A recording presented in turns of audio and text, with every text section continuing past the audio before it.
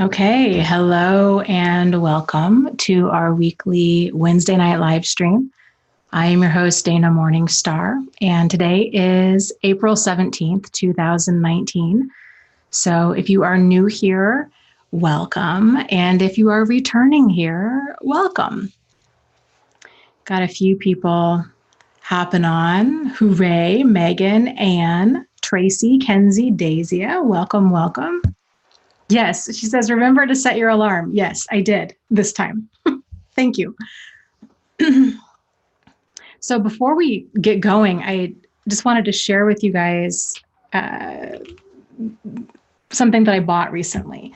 So, because I thought it was interesting and very relevant to kind of what we talk about here. So you guys are probably familiar with the whole like see no evil, hear no evil, speak no evil. Well, so I came across these little guys on Amazon. I thought they were so cute.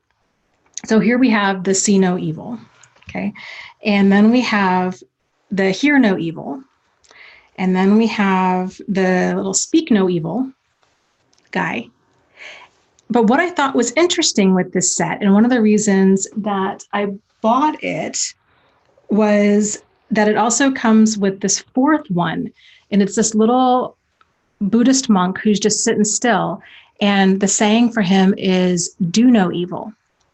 So the reason I thought this was interesting is because you have four very different ways of perceiving and responding to evil, okay? And so while I think it's important that we don't speak evil, because then we perpetuate it, and we don't do evil, because we also perpetuate it, the other two really kind of bother me once I got to thinking about them. So we have the see no evil, and I find that to be problematic because it's really important that we see evil for what it is. And then the same thing with the hear no evil. This, to me, this is what ignorance is. When you see no evil, you hear no evil. Like, it's really important that we see evil and that we hear it when it exists so we can respond accordingly. So I don't know, just a rabbit hole I fell down Amazon the other day that I thought was worth sharing. Okay, so, and also before we get into it, book club is next Thursday, so April 25th at 6:30 p.m. Eastern Standard Time. So I hope you guys can join us. The book we're going to be discussing this month is called The Anger Trap by Les Carter. And it's caused already quite a stir with several of the book club members. I've got some issues with it. I think it's a good book to discuss because it needs kind of more context behind it. And so I'm glad that we're going to be discussing that so we can talk about that in very important context. People are talking about my hair. Yeah, I actually found when I was on Amazon this amazing hair gel. I flipping love it. I'll have to get the jar and let you guys know next live stream. It is so amazing. This, because my hair is naturally curly, but it just poofs up like wild. And if I put regular gel in it, then it gets all stiff and crunchy. And this gel is just fantastic. It's really moisturizing and it's soft and it's not crunchy at all. It's my new favorite thing. So thank you. I don't normally wear my hair curly because it's, like you never know what it's going to look like, but I'm liking this gel. Let's see. Oh, cool. Thank you, E-Rock. Says, Dana, I got your Out of the Fog book on Audible. I love it. It's helping me so much. Thank you. That is so fantastic to hear. E-Rock, I saw your comment the other day and I meant on, I guess it was yesterday, that live stream Angie and I did. And I wanted to respond to you. And then I just completely forgot. So you had mentioned something yesterday that you were feeling really confused and that you were reading my book, but then there were also some kind of medication stuff going on. And so I didn't know I guess I wanted to clarify, was the confusion, was it related to my book at all? Like, is there anything I can help clear up for you? Or was it more kind of you're on a new medication and just still kind of getting used to it?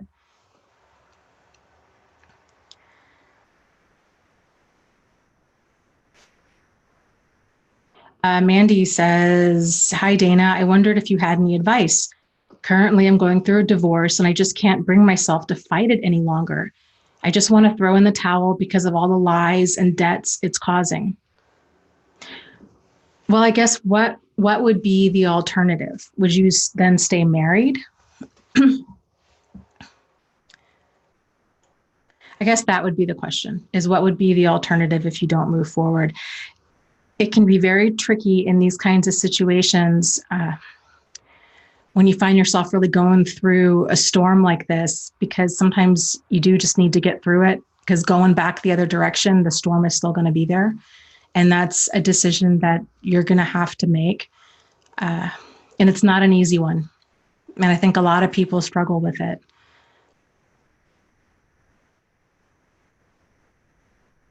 Okay, Iraq was saying, yeah, the confusion's not related to your book, Dana, but my medications are being changed and upped. And I'm so tired of being at the mercy of these meds. Yeah, it's a challenge and a half. I hear you on that. It's frustrating.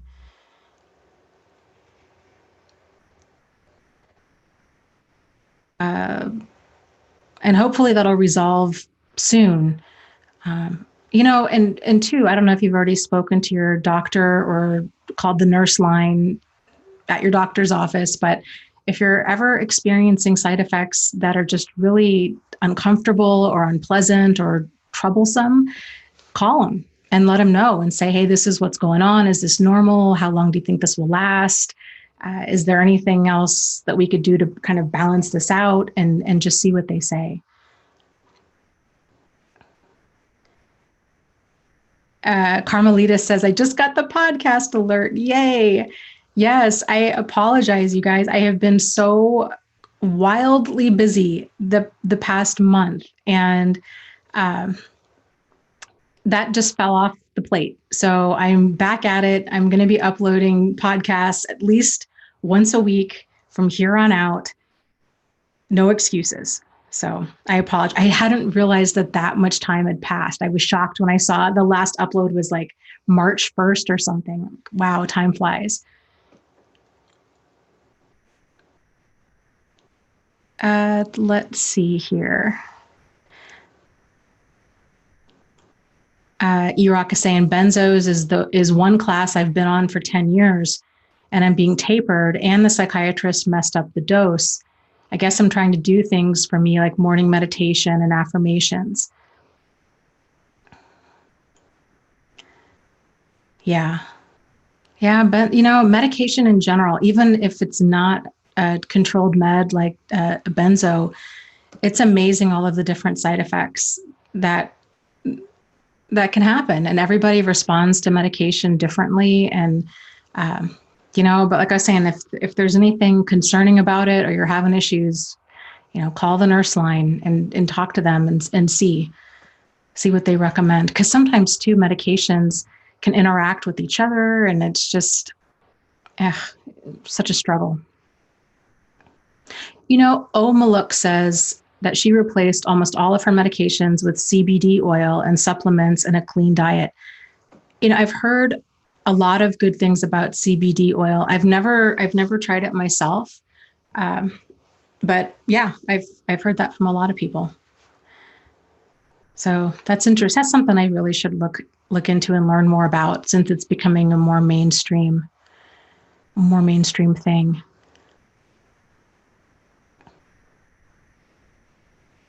Colleen says, Dana, I've experienced a weird phenomenon recently. I've been no contact since December, but lately I've been getting lots of reminders and triggers and things like dates and memories that hadn't come up before.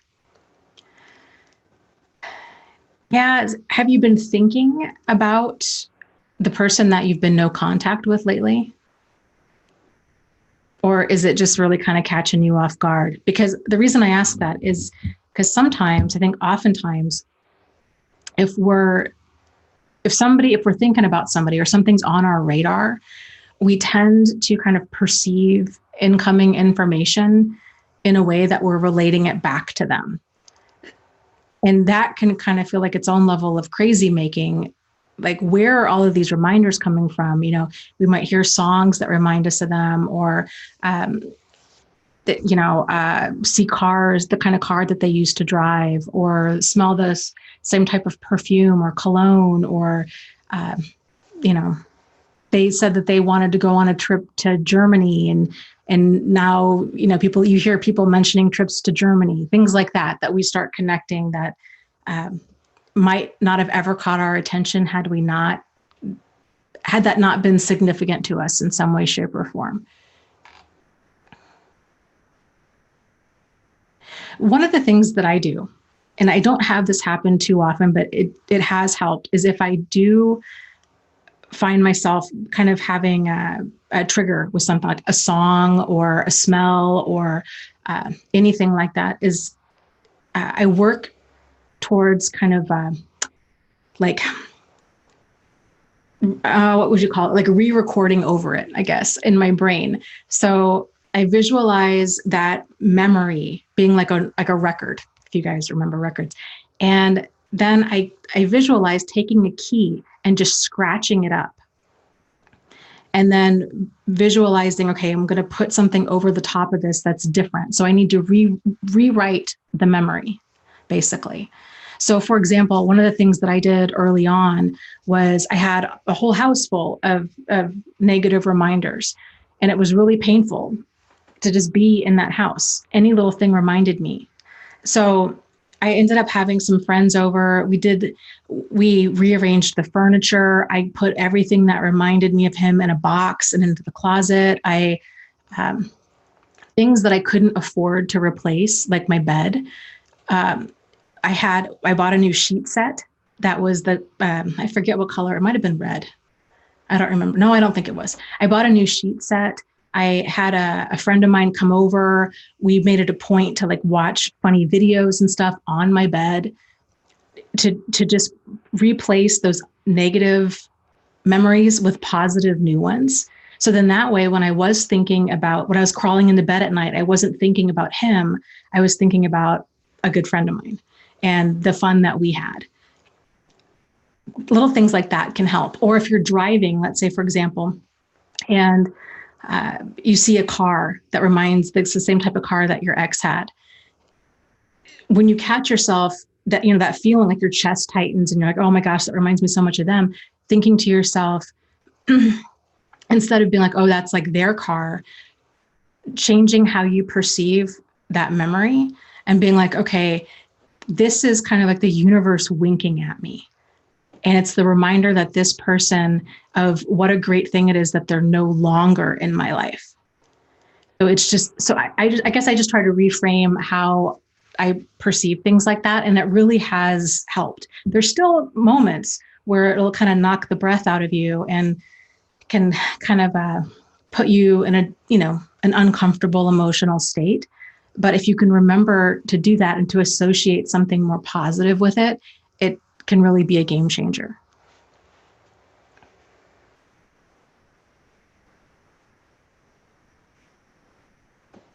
And you might even want to add like a little mantra to that or something like something along the lines of like, oh, thank goodness I have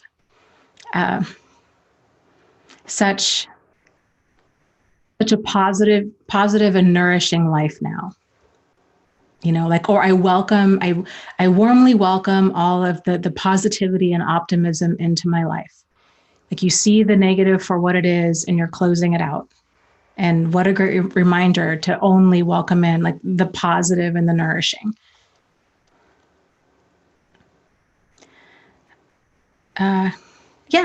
Colleen, you're welcome. I will be curious to know how those work for you. So if you come back next week, keep us posted.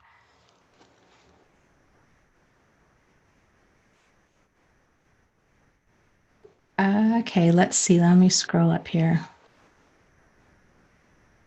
Good for you. Iraq was saying yesterday, Iraq was listening to a voicemail from an unknown number, which was her ex, who was a meth addict, and he was trying to Hoover. Now that I know so many of the signs, I was able to pinpoint them. Yeah, it really is just an absolute game changer when you start seeing this kind of behavior clearly. And it's so empowering, isn't it? When you're like, oh, wow, yeah, I get it. And I don't fall for it anymore whatsoever. It's so cool. So congratulations. That's a huge victory.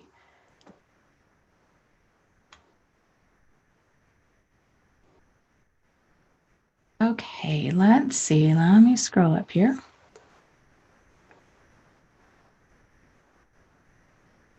Kamami is mentioning the fire at Notre Dame, or I guess Notre Dame. Notre Dame is the university, right? I mean, I know that they're the same word. It's just French pronunciation and then English or American pronunciation. Yes, what a horrible tragedy. Oh my gosh, it just makes you sick watching that on the news, watching such a beautiful old cathedral just burn like that.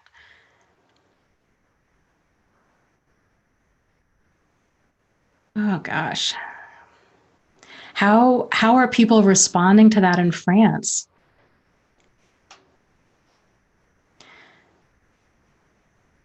Okay, Cat Girl is saying or asking, do they discard you with no reason or words? Yes, sometimes they do. But I will tell you, even there, it's just kind of a no-win situation with a person like that, because even if they do give you notification and words, it doesn't hurt any less. Oftentimes it hurts more because the things that they say are it's just more dysfunction and toxicity, and it's hurtful.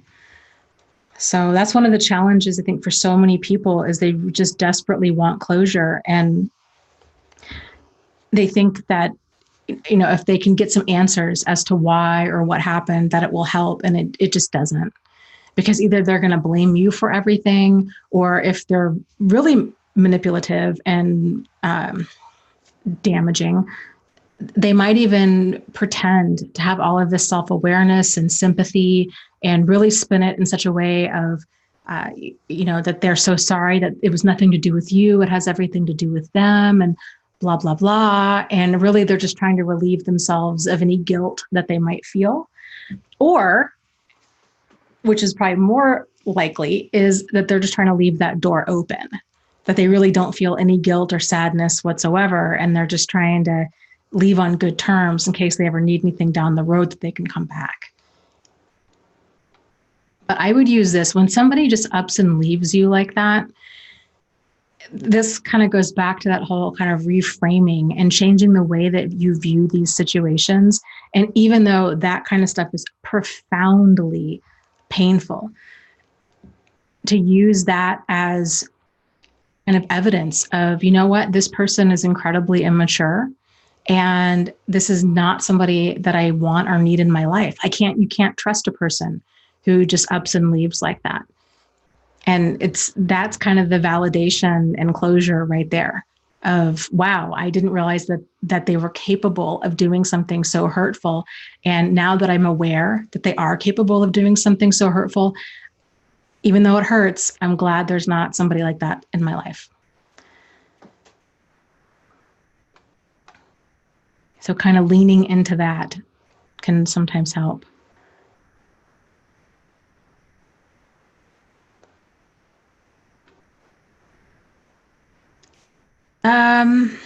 Let's see, let me scroll up here. Venus Tape asks, are narcissists associated with antisocial personality disorder, or are they not the same? Generally, it's how it was always taught to me was that those with antisocial personality disorder, it's kind of all of the, I guess, more major problematic character traits, like kind of, lacking in empathy, lacking in remorse, not really guilt, kind of reckless regard for other people, this blinding degree of selfishness. It's just all about them. The core of who they are is the same. How that comes out is very different. So like all people that have antisocial personality disorder at the core are narcissists, but not all narcissists have antisocial personality disorder. So antisocial personality disorder kind of takes it up a notch. So some narcissists, actually probably a lot of narcissists, they're not necessarily exploitative, and they don't necessarily break a ton of laws or break laws at all. They could just have kind of just this blinding degree of selfishness and self-absorption where it's just all about them all of the time, but their damage it might not even really extend past them. But antisocial, that's when there's no respect for rules, regard for other people. It's exploitative. It's very, very, very destructive. Thank you, Colleen, for the Livestream donation and for your supportive words. She says, thank you so much for all that you do, Dana. Well, thank you. I'm really glad to be able to do this.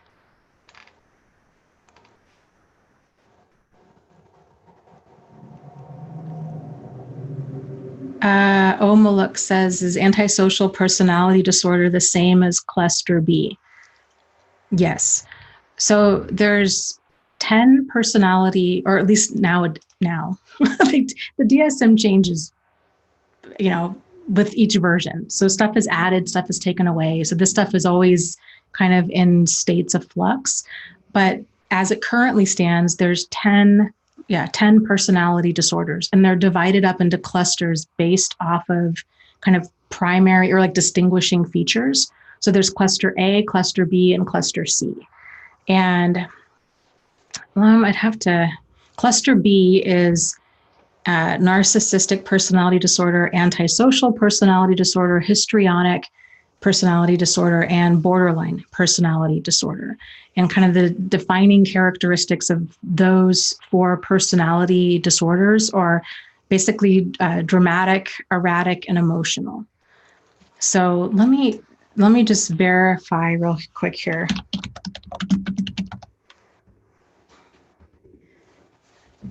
Yeah, okay. Cluster A is known as being odd or eccentric, and it's paranoid personality disorder, schizoid, and schizotypal.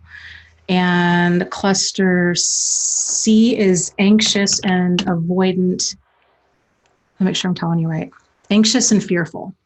And it includes avoidant, dependent, and obsessive compulsive personality disorders. So the feature that all 3 of those share is being basically anxious or avoidant. So, and there tends to be overlap with, certain traits within certain personalities, cluster B stuff especially, because, like, I think it's more pervasive kind of behavior, like manipulative behavior, exploitative behavior. This kind of stuff we see a lot more frequently than you would with, like, let's say, obsessive compulsive or avoidant or paranoia, or that kind of stuff is less frequently seen. But I think we can all, think of a handful of people that are erratic, dramatic, and emotional and would really fit within that cluster B category. And Liz was saying, can somebody have all 3? My ex, I swear, has borderline, antisocial, and narcissistic personality disorder.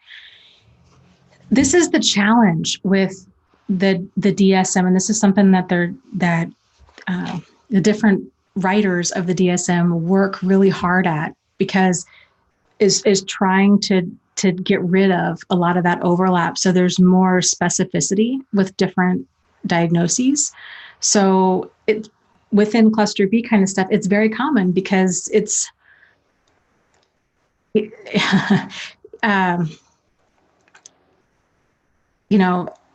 a lot of these problematic behaviors kind of with relating to other people in general, it's very rare that a person just has, 3 or 5 or even 9. Like sometimes it's just kind of a little bit of all of the above.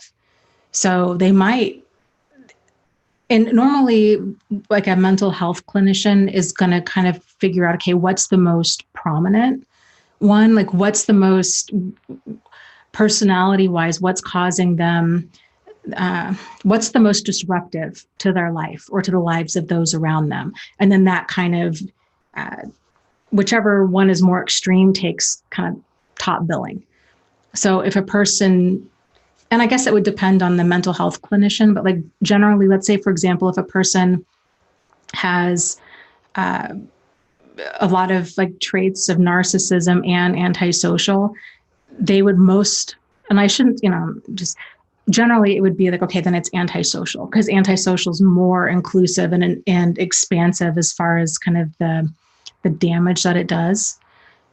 But it's hard to tell because you, like I said, you've got, and plus what they see versus they might only see a person 1 hour a week, if that. And then when they do see that person's probably on their best behavior, or at least being able to moderate their behavior somewhat. So what a clinician sees versus how this person is in their everyday life are probably two very different things. So it just can be very difficult versus other mental illness or even other personality disorders. Those features just kind of tend to be there, and they're very difficult to hide.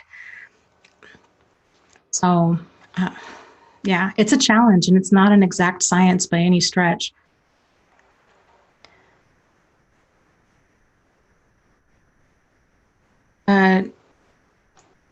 Oh yeah, I got it, James. James is saying, hey, I'm trying to get Dana's attention. Yes, I acknowledged it. Thank you though, James. He's trying to get my attention for the super chat. Jen asks, I'm interested, have you looked into the symptoms of hypervigilance? Yes. Yes, I sure have.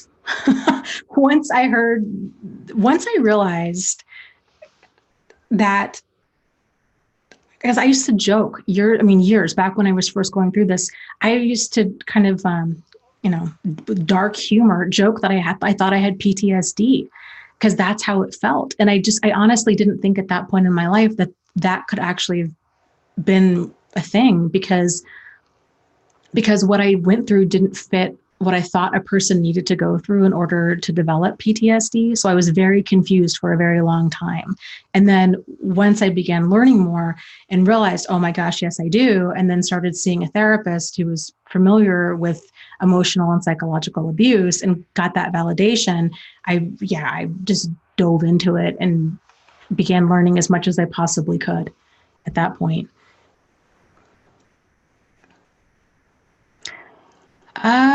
Let's see. Hey, Lydia asks, is it possible to be friends with someone that doesn't get that there was abuse in the marriage? It is, anything's possible, but whether or not that friendship's going to be as supportive as you need it to be is another question. So in that struggle is something that I think everybody here has had to deal with, because other people, they really just don't get it.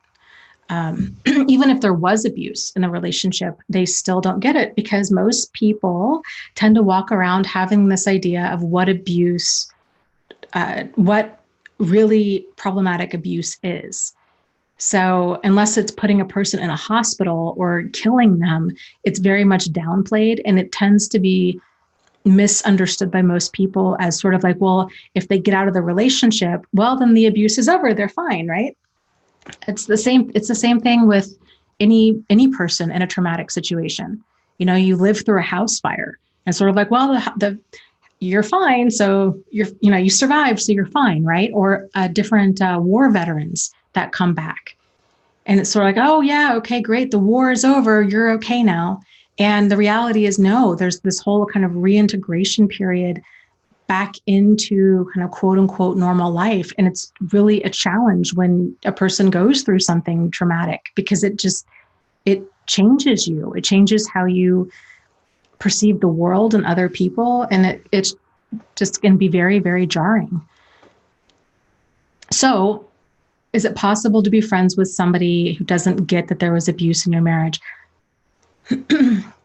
What you might end up finding is that if they just don't understand that might just be a topic that is not a good idea to open up to with them. There's people in my life, and I've been out for many, many years, who don't understand. And I still am, I have like a just so easily triggered, just a hairline trigger. I mean, it just ding, and I'm into orbit. So I know I cannot have these conversations with anybody who does not understand. I don't have the patience or the energy or the tolerance to try to defend myself, or even the emotional groundedness to defend myself. I mean, I literally, like, tears spring to my eyes and my fists ball up and I want to scream and yell. It's still very reactive. So I just don't go there with them, and I just change the topic. And I've learned that we're just going to have to, if they're going to be in my life, then we just need to talk about other things. And if they want to talk about it with me, I just change the subject. So you might find that it's kind of the same. You'll know. I mean, you'll know based on how you feel. If you're feeling like this is not a conversation I could have, or if they're bringing it up and they're wanting to kind of argue with you about it, or they want to debate the point, or they want to ask questions like, oh, well, why didn't you leave? You know, these kinds of things, then you can always shut that down and just say, you know what, I think we need to talk about something different. Because they just don't get it. They just don't get it. It's just their limitation. They don't get it. I don't think we would have gotten it either had we not lived it.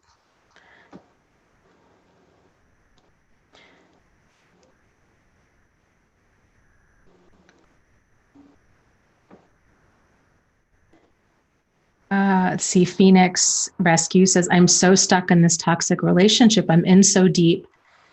Did you mean to say that? Okay. She's in so deep that she can get out, but not without consequences, AKA homelessness. I'm so angry and ashamed at myself for not leaving sooner or realizing.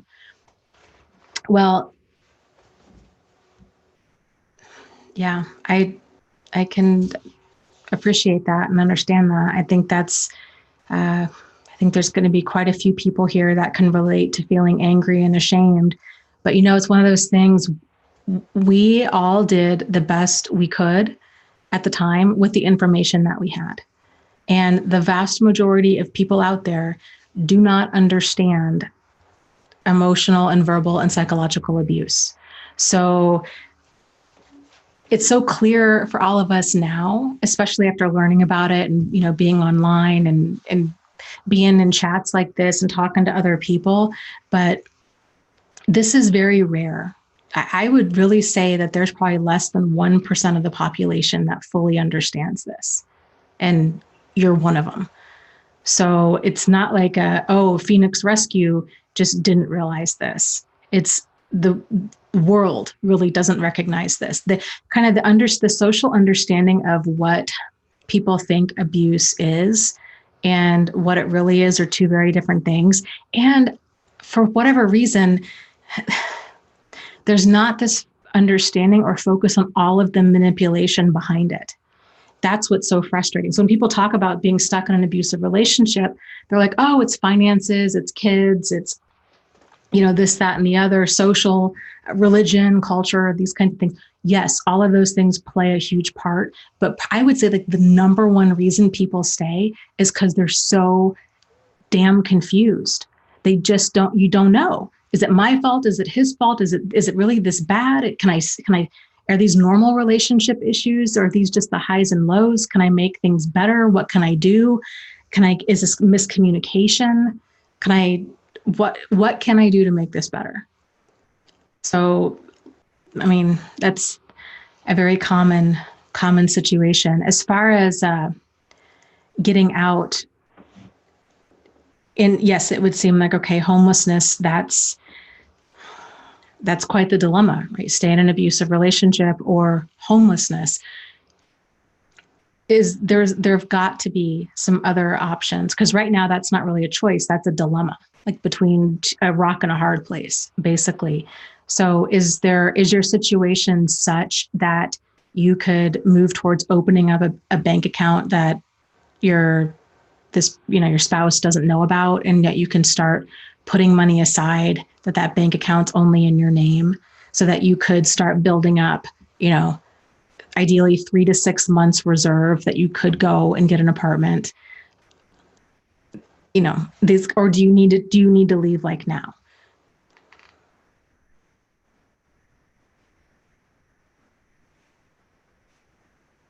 And do you have, could you open up a credit card that's only in your name, and then see, like, because, normally, for example, like a credit card will, they'll kind of give you a limit. Okay, now you've got, I don't know, however much, $3,000 on it or $5,000 on it. Calling them up once you get the card, maybe if you, like I said, this is only if you don't need to get out right away, and there is time to kind of build up some sort of plan. To call the credit card company and say, hey, can you extend my limit on my card?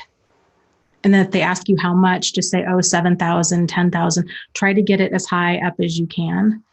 Then there's at least that cushion there for food, gas in your car, possibly doing a cash advance for rent, these kinds of things.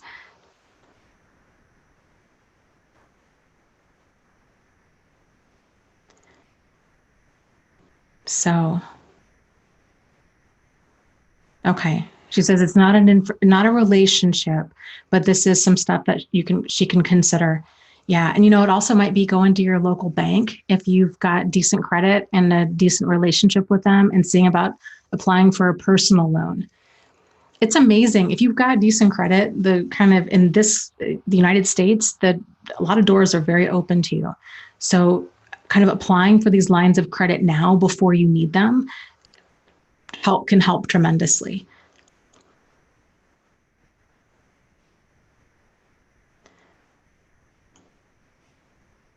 Oh, well, thank you, Cheryl. I love the way you articulate your thoughts on this topic. You are a shining star helping so many people. Well, I thank you. I try. I appreciate that. That's really nice. And that's a good comment as well, Martha, who says, I think that calling a domestic violence hotline and talking to them privately for suggestions also might help. Yes. So yes, this is a good time to start kind of gathering resources. Like, okay, no pressure, if you were to leave, what are your options? And maybe even write all of this down. Any option possible, no matter how undesirable it may be. It might be seeing if you could move in with a friend for a month, seeing if you could couch hop between some friends' places, seeing if you could possibly get into doing some house sitting for people, especially summer's coming up, seeing if you could get a credit card and get a line of credit that way, or a bank, a line of credit, or calling some local domestic violence shelters and seeing, okay, well, what, again, depending on your situation, you were saying it wasn't a relationship. So, but seeing what kind of resources they might have, even if it's not for shelter, they might have something for food or some sort of like emergency services to help with utilities, these kinds of things. Okay, let's see here.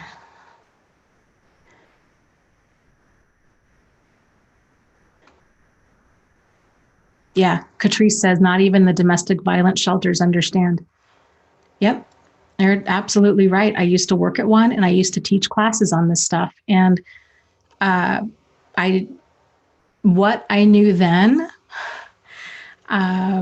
compared to what I know now, what I knew then was maybe less than, it's probably 5% of what I know now. And what's so sad about that, and what I was really missing in all of that, was what I was taught about abuse and even mental illness and personality disorders, being a psychiatric nurse. Even in the counseling program that I'm in now, there's so much that's missing because it's just, it's hard for other people to understand if they just haven't lived it. And so the whole component of all of the manipulation and the pressure that's present, and kind of the there's discussion of, okay, yeah, there's shame, and then there's embarrassment, and then there's low self-esteem, and abuse is all about power and control. Yes, but the level of manipulation and how survivors have such a difficult time of trusting other people, trusting their own perceptions of anything, learning to rely on themselves, building up confidence, all of that stuff. Even understanding trauma is something that's really not understood to the level that it needs to be. So, yeah, I was listening to somebody talk last night, as a matter of fact, who was working at a domestic violence shelter and was talking to the table behind me. They were talking about kind of, that it's not just women that are abused. And so I was just, here I'm kind of like just eavesdropping on this conversation, and they were saying, well, yes, gay men can also be abused. So it's, the male to male violence, and how then that can really escalate, because then you might have, guys that are fighting back because there's less of a difference physically. And so what I found interesting about that conversation, then it was never discussed that actually, well, you can have female to female violence, and that's also a thing. And you can also have female to male violence. So that's just kind of the tip of it all, right? There's so much more. And so this gal was talking about how, finances and children and, shame and embarrassment. And it's like, gosh, yeah, just, I don't know. There's so much more education that needs to happen. It's just frustrating. Okay, let's see here. Let me scroll down.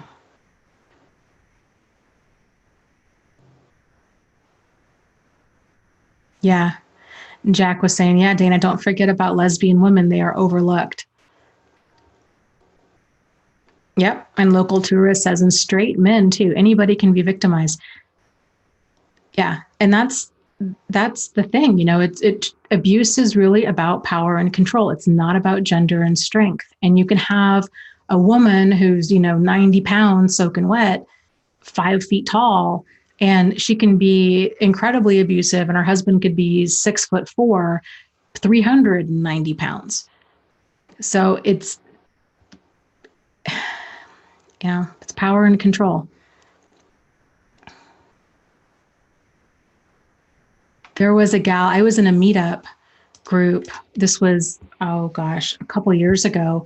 And my friend was running the meetup group, and it was, the theme was like a foodie club. So everybody would bring a dish, or we'd go out to a new restaurant or things like that. And we had one guy in the group, and he was married to this woman who was horrifically abusive, and she had no shame and no filter.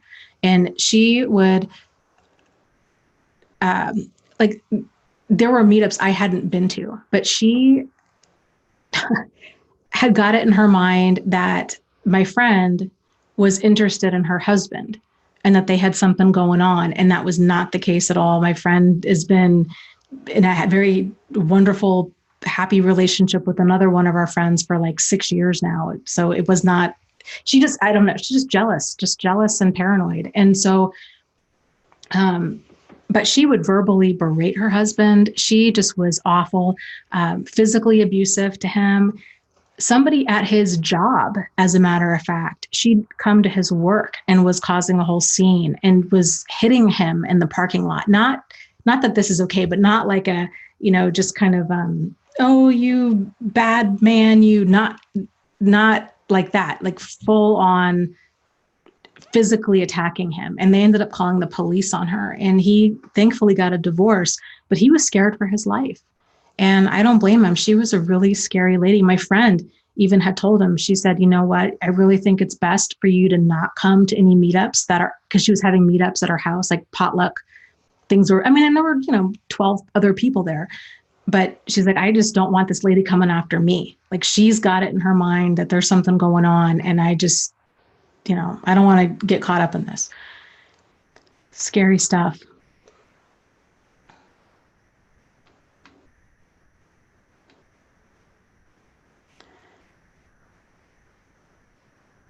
Okay, let's see here. Let's scroll up here. Yes, truth seeker, you're so right. She says, this knowledge is so life-changing. It hurts so much at first, but you just keep digging your way out. And as you grow so much strength, once you start to understand and navigate out. Yes, that's what's so cool is on the other side of this is, boy, I mean, there's so many things that we didn't realize that we needed to figure out that we end up kind of serendipitously getting answers to as we're moving forward in our healing. And it's just so empowering because then by the time you're on the other side of it, so much makes sense about behavior of other people, about of ourselves, about from our childhood, vulnerabilities, boundaries, standards, deal breakers, assertive communication, our intuition, just so many things.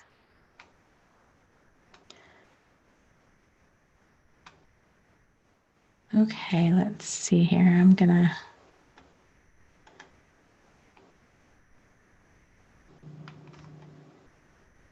scroll here.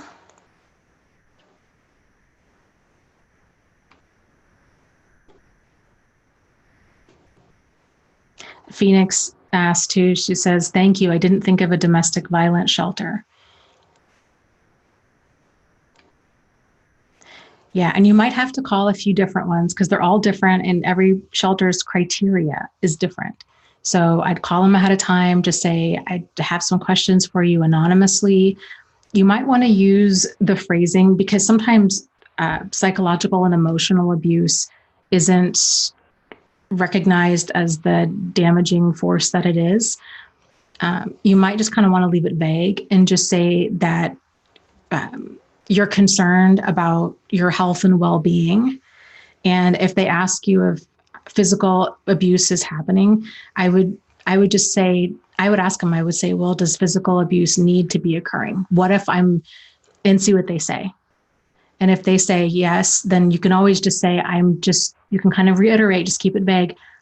I am in fear for my safety, even if you're talking about mental safety. So sometimes it's the way wording things a certain way can open doors, literally, when it comes to stuff like this. And that's a good idea too. James and Martha are saying, yes, some churches can help as well. Yes, absolutely. And sometimes they can help with finding a place to live. And that might even be a good support system now. If you're in a place you're like, okay, you know what?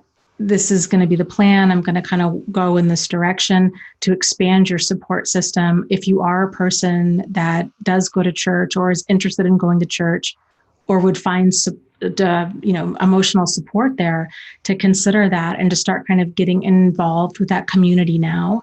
And so if you do need to reach out and have support, they know who you are. So, and for those of you who are not religious, there's oftentimes churches like the Unitarian Church or Unity churches, which are non-denominational, they're agnostic. Sometimes there's Buddhist, I guess temples. So, there's options, and they might be able to help out with kind of some short-term funds or a place to stay in the congregation or whatnot. And that's I hadn't even thought about that. That's an interesting thought. Roasted Studio says, I've heard of a church allowing a family to live in the church temporarily before. It doesn't hurt to ask. Yeah. Yeah. Yeah, you're right. And it doesn't hurt to ask. Yeah, and Jen says, yeah, the Catholic Charities here in Denver will help you even if you're not Catholic. Yeah, and I think most churches will, even if you're not a member. But it can be nice if you're kind of at this transitional place in your life where you've lost a lot of friends, you're kind of seeking some support, to re-engage with whatever your religious or spiritual affiliation is, because it just can be it can be a nice place to go and just be around people and to kind of get reintegrated in that.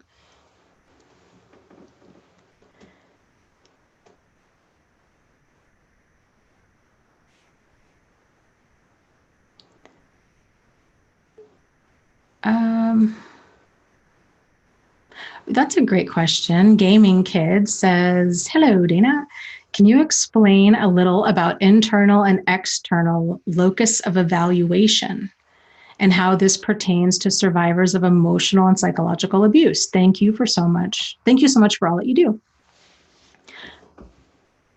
When you're talking about internal and external locus of evaluation, are you talking more in terms of like locus of control? Let me just Google locus of, to make sure I'm even in the same ballpark here. Okay. Locus of evaluation describes the way in which a person is able to evaluate information, rely on their own judgment, and to make their own decisions. A mentee with, or a person with an external locus of evaluation will be too dependent on the opinions, advice, and guidance of others. Okay, so, where did the chat go? There we go, okay. So yes, it's very common when a person has been through abuse of any kind, because there is that grinding down associated with abuse. That's part of it. That's part of that other person's need for control. You know, they have this box that they want to keep other people in. And if you start stepping outside of the box, then they want to grind those parts of you down. And for so many of us, because we don't realize that this is a problem, maybe because we grew up like this, or that we, this is all you've ever known for whatever reason, you got married young, or what have you, to not realize that this is a problem. And so we're trying to work towards a solution. We're trying to be team oriented. And so we believe them when they're telling us, oh, this is what's wrong with you. And so then we're willingly grinding ourselves down to make the relationship work, not realizing that that's what we're doing. So that looking outward for validation and approval is, I would say, that's one big key shift that needs to be made in order for true healing to actually occur. So there's so many of these shifts. Where to even start with this? So let's start with, I guess, kind of self-esteem. So if we're going to just look at it in kind of very simplistic terms, like let's say you have a type 1 self-esteem and then a type 2 self-esteem, just like you would have a type 1 locus of evaluation and a type 2. It's like locus of evaluation. It's like internal versus external for both of these things.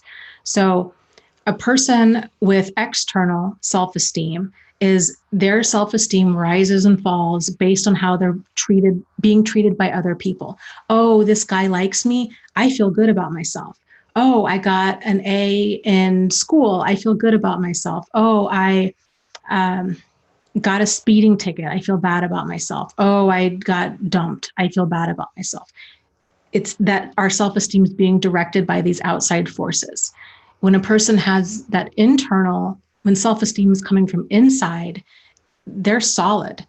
So they're solid while these different events, these highs and lows of life, don't send them on this huge self-esteem roller coaster where they're okay. They like themselves one moment and then they hate themselves the next, or they feel unworthy the next.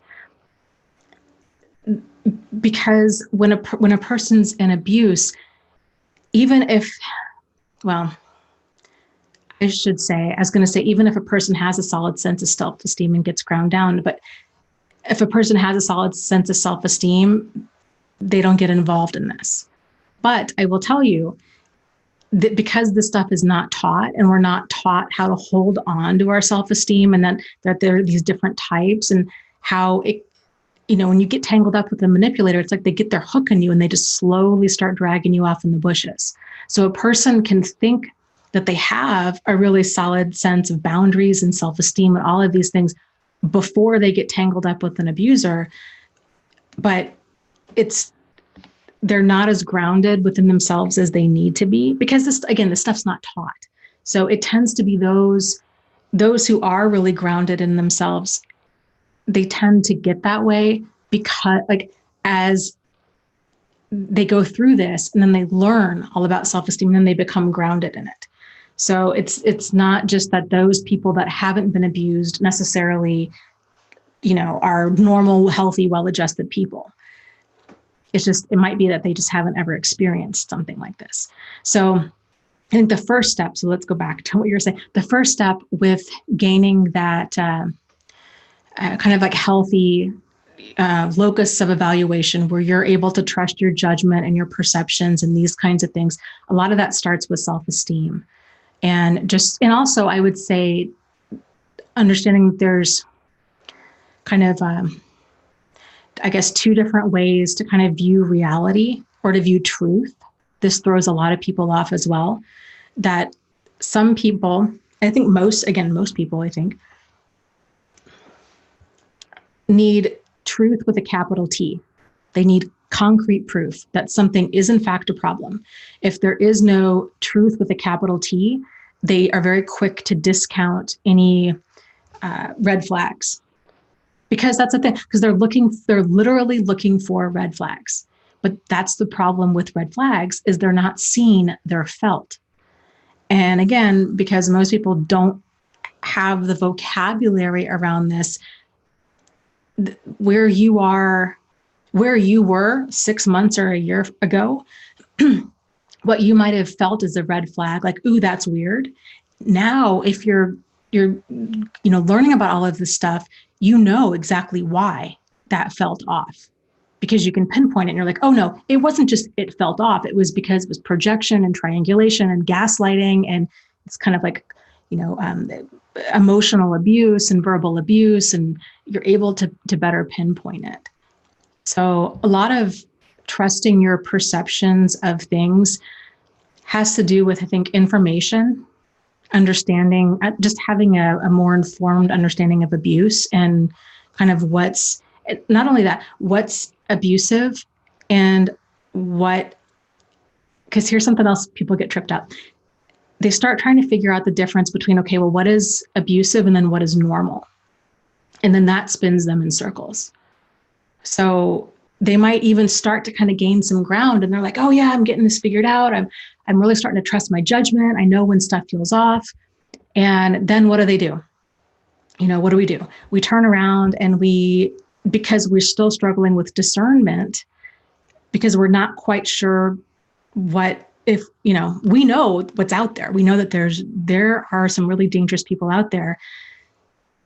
We're still trying to pinpoint and clarify to ourselves, like, what that really means and how they come across. And so then what we tend to end up doing is then we ask other people for validation. Is this indeed a problem? Because we're not sure, because a lot of us have PTSD or have PTSD type symptoms. And so we're feeling hypervigilant, we're feeling distrusting, we're feeling paranoid. And it's hard to kind of figure out, well, is this in fact a problematic person, or is this my hypervigilance? But if we're surrounded by a bunch of normal people, then it's going to be a mixed bag of kind of dysfunctional answers, because this stuff's not taught. So this was a big shift in my own healing, and I know that it is for a lot of other people too. It's the realization of the world isn't just abusive people and normal people, or problematic people and normal people. There's this third category of healthy. And that's where we need to be aiming for. So if you can really get clear on what healthy is, it clears up a lot of this confusion. So let's just go through some of like the high points on that. So healthy is having this internal locus of control. So internal locus of control, that I am, as an individual, right? I have power and control over, I know what I have control over and I know what I don't have control over in life. And I know that if I'm a willing participant in something, by and large, there's some degree of control that I can, assert over the situation. Like I can steer the ship of my own life, kind of a thing. A person with an external locus of control, events in life just happen to them. So here's the difference. You can hear this when I say this. Okay. So for example, someone says, Dana, why do I keep attracting narcissists? Is that internal locus of control or is that external locus of control? So that would be external locus of control, because the reason is we can't control who we attract. And so but we do have say over who we're attracted to, and we do have say over how long we let somebody stay in our life. So a person with an external locus of control would be like, oh my gosh, I just keep attracting all of these problematic people and they just keep getting in my life and they just keep staying there. And I want to stop this. Versus an internal locus of control person would say, you know what? Hey, I attract who I attract. That's, not so much up to me, but if they're problematic, then boy, I can shut the door on that. I don't have to let that in.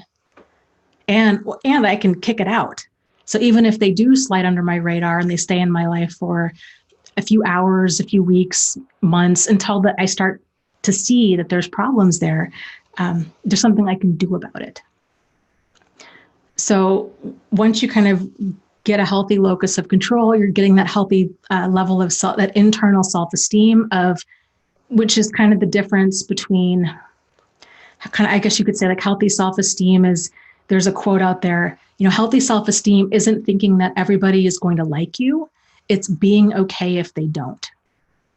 So it's being able to have that boundary up where if somebody says a bunch of hateful, vile, hurtful things, that we don't have to let that in. So a person with healthy self-esteem is, if somebody comes at you like that and they're just spewing garbage on you, healthy self-esteem is going to say, wow, what's wrong with that person? They're not going to own it. A person with unhealthy self-esteem is going to be like, oh my gosh, is that true? What's so wrong with me? Why am I so unlovable? Why am I so, what can I do to change myself so that this person will love and accept me? That's unhealthy self-esteem. And that's a game changer when you realize that you don't have to let in. And here's the other thing. So unhealthy self-esteem. So somebody's verbally, just telling you a bunch of garbage. Unhealthy self-esteem, it literally, there's no boundary there. It's like an open window. And when you get these verbally abusive people, it's like they just take these rocks and they throw them at you and they're just throwing them right through an open window and it just goes sailing right into us. Unhealthy self-esteem takes all of that as truth. This person, that maybe that we somehow deserved it. I forgot to buy cat food. This person yelled at me, they cussed me out, they called me names, and then they hit me. Well, I guess I deserved that because I forgot to buy cat food. Okay. Healthy self-esteem, if somebody, same scenario, you forget to buy cat food, somebody comes at them with all that stuff, healthy self-esteem would say, you know what? Yeah, I forgot to buy cat food. Like, welcome to being human. Like, everybody makes mistakes. That does not make it okay for you to yell and cuss and spit and hit and kick and call names and treat me like that. There is no excuse for abuse. I expect, healthy self-esteem says, I expect to be treated with respect and dignity at all times. I don't care if you had a bad childhood, a bad day, you're stressed out, you don't like me. I don't care. Like, I expect to be treated with dignity and respect. you either meet my standard or you're gone. That's it. Like, I'm not going to stand here and negotiate with you. I'm not going to try to fix you. I'm not going to do any of this. This is complete. This is the basics of adult behavior. This is how people, like, this is what we expect from other adults. So once you can get some of those kind of foundational pieces in place and a healthier version of this, and sometimes it doesn't take very much. Sometimes it might even just be this conversation of, oh my gosh, I didn't realize, like, I was justifying stuff thinking that I should. And then this